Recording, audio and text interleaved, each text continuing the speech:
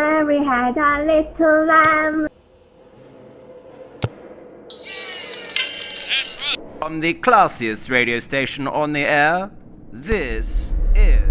Welcome to the Black Rabbit's Curse, where every shadow hides a sinister verse. Hear the airs thick with dread and tales of terror twist in your head.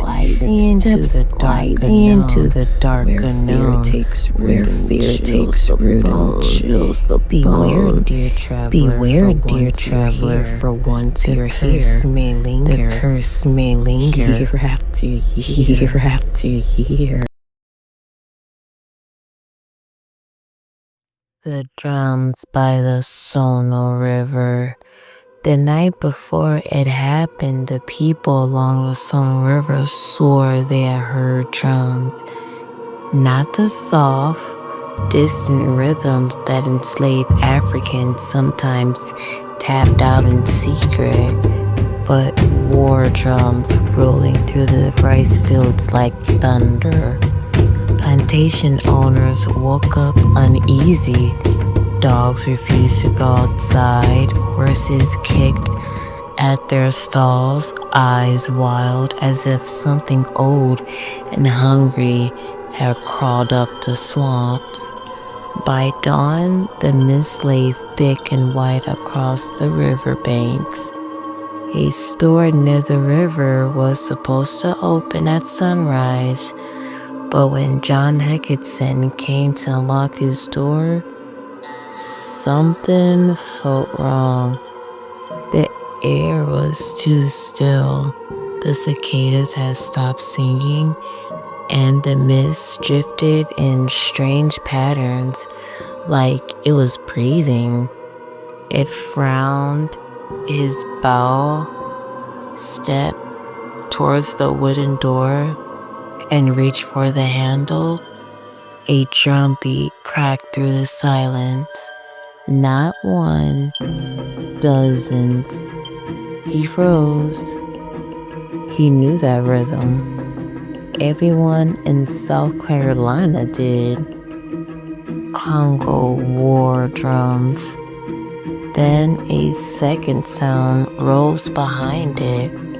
A voice, deep, echoing, speaking a language older than the soil beneath his feet. He turned and finally saw them.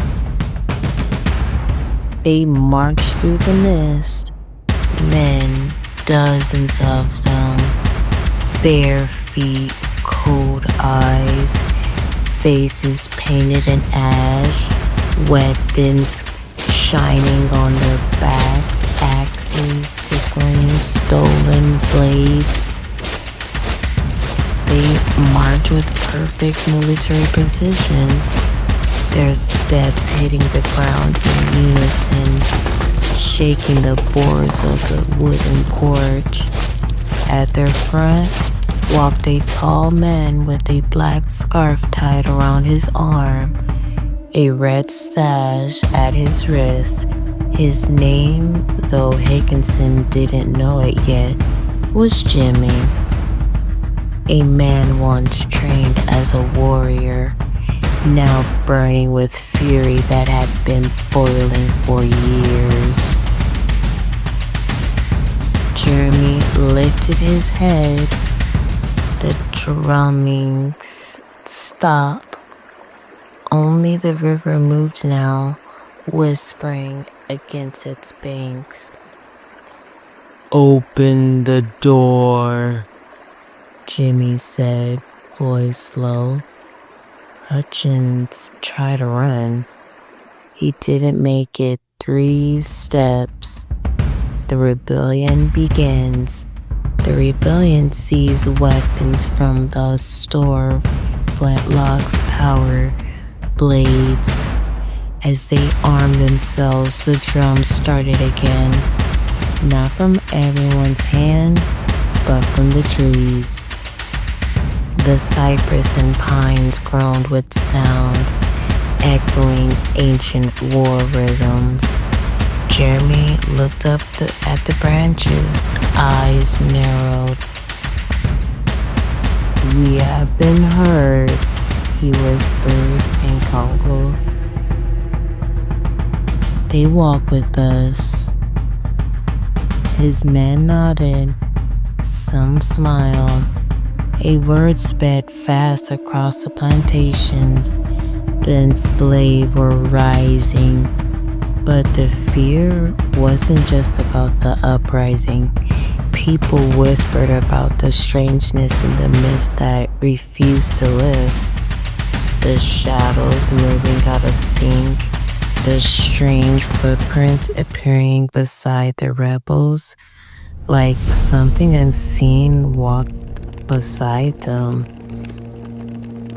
They burned the first plantation.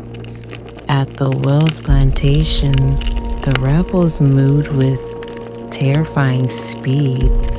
Doors splintered, flames caught on dry wood, smoke poured upward in dark spirals. But here, something new happened. As the first fire spread, loud screams tore through the air. Yet it wasn't from any human throat. It came from the house itself. The flames twisted upward, forming shapes. Tall figures made of smoke and fire. Faces stretched, arms long and twisted. Whispers slanted through the burning air. "Let us out." Jimmy froze. He heard stories back home. Spirits trapped by violence, soul tied to suffering places. But nothing like this. The rebels continued forward, chanting, energized. And behind them, a burning plantation seemed to crawl, boards bending and snapping as if the building tried to drag itself into the river to escape its own flames. More joined them as the rebels marched south. More enslaved people joined. Women, men, elders, some with tools, some with nothing but faith and fury.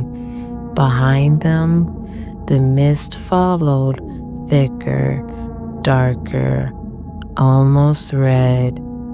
People began to whisper at the rebels weren't alone.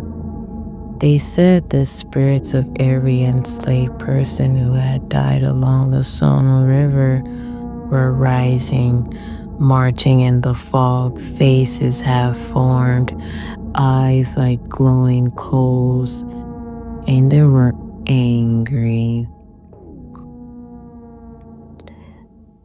By noon, the South Carolina militia caught up with them. 100 white men on horseback, guns, steel, beer. The captain shouted, "Drop your weapons!" Jimmy stepped forward. Behind him, the rebels raised their drums high, then slammed them into the ground so hard the earth shook. The river surged and the mist exploded outward. Figures stepped out of it, but not living ones.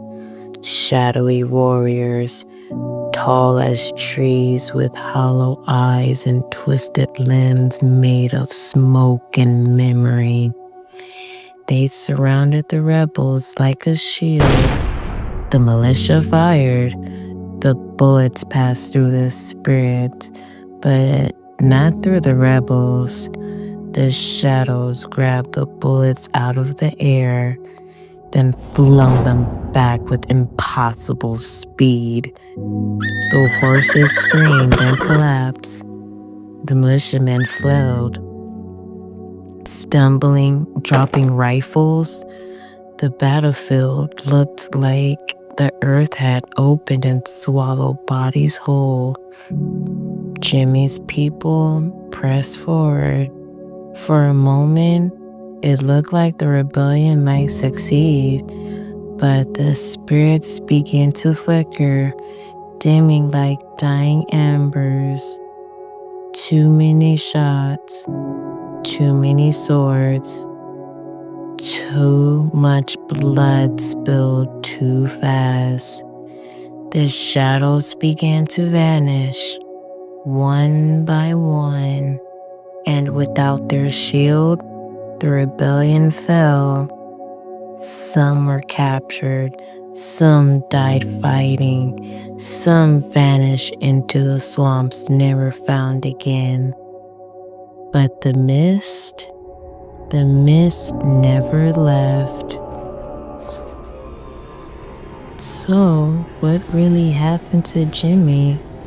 History says Jimmy died that day, but the locals along the Stono River knew another story. Every September, just before dawn, when the fog rolls in thick and low, you can hear drums, slow at first, then louder. Marching steps follow the sound of dozens of feet, and sometimes, if the mist is heavy enough, you'll see them, shadowy silhouettes moving together, weapons in hand, faces full of purpose, still walking south, still trying to reach freedom, still fighting.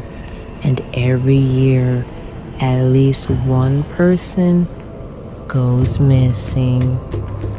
Always the same way.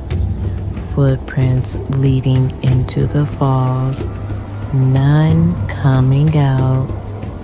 Some say Jimmy is still recruiting.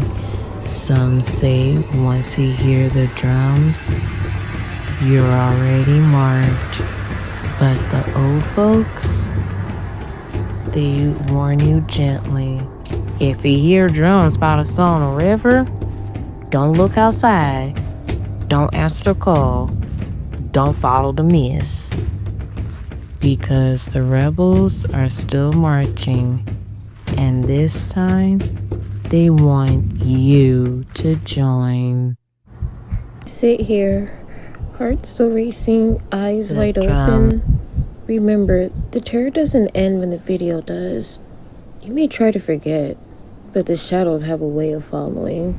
The whispers grow louder each night, don't they? So go ahead, close your eyes, if you dare.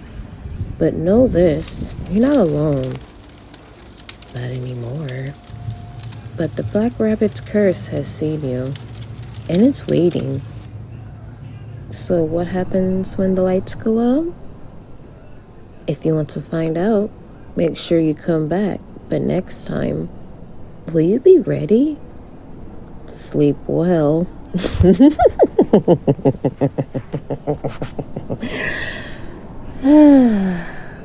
Or don't.